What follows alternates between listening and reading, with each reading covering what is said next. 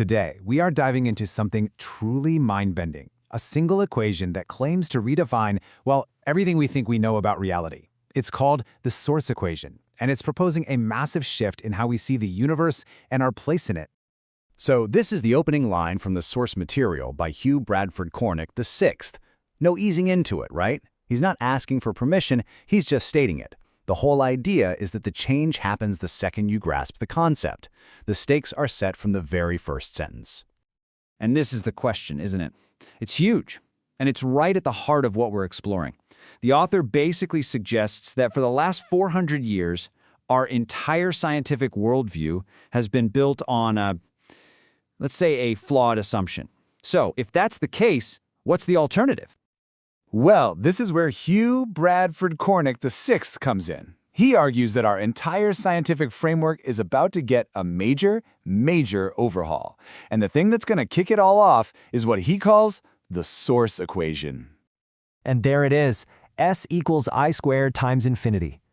Now, according to the author, you have to understand this isn't just another formula you'd find in a physics textbook. It's being presented as a missing ontological law.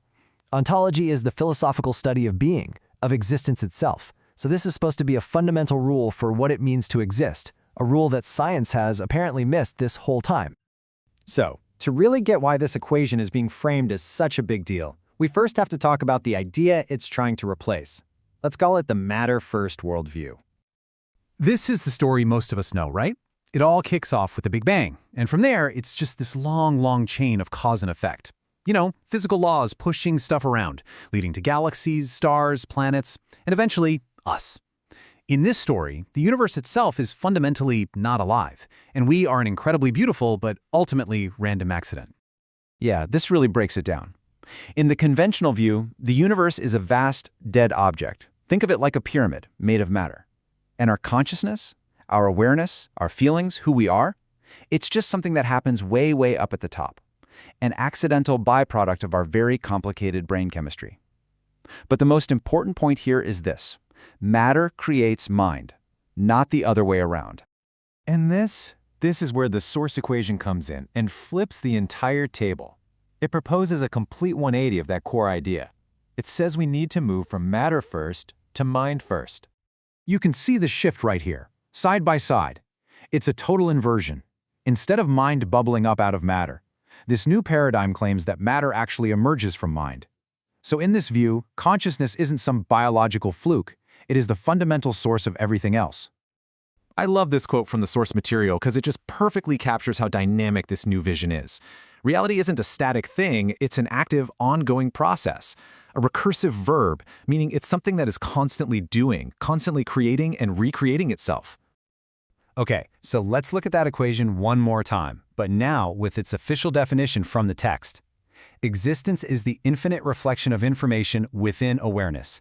I know, it sounds a little poetic, but according to the author, this is a literal description of the mechanics of the universe. So, let's actually break it down. S stands for the source, which is defined as pure consciousness or awareness. I is information, so I squared is meant to represent information reflecting on itself, like looking in a mirror. And that infinity symbol? Well, that just means this process, this reflection, is an endless, self-repeating feedback loop that is existence itself. Now, to give you a sense of just how important this shift is supposed to be, the author pulls out a pretty powerful historical comparison, the Copernican revolution. You know, the one that completely changed how we saw our place in the cosmos. So the first shock from Copernicus was realizing the Earth is not the center of everything. That was a huge deal. Well, the new shock being proposed here is that matter is not the center of everything. The new center, the true source of it all, is information being processed inside of consciousness. So what's the bottom line? You know, what are the big takeaways? If we were to actually accept this new paradigm, how does that really change our view of the cosmos and, more importantly, of ourselves? Well, in this version of reality, the universe isn't just a place we happen to be floating around in. It's a self-reflecting engine of awareness. It actively renders itself into being. And all the physical stuff we call matter, that's just a stable pattern, a recursive loop of information that holds its shape long enough for us to perceive it as solid.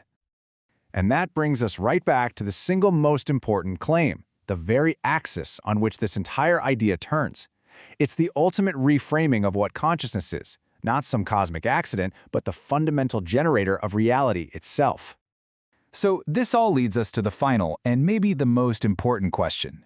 If the universe truly is this vast, self-reflecting consciousness, an infinite awareness just experiencing itself, then what does that make you? What part does your awareness play in this cosmic rendering? That's definitely a thought worth thinking about. Thanks for joining this explainer.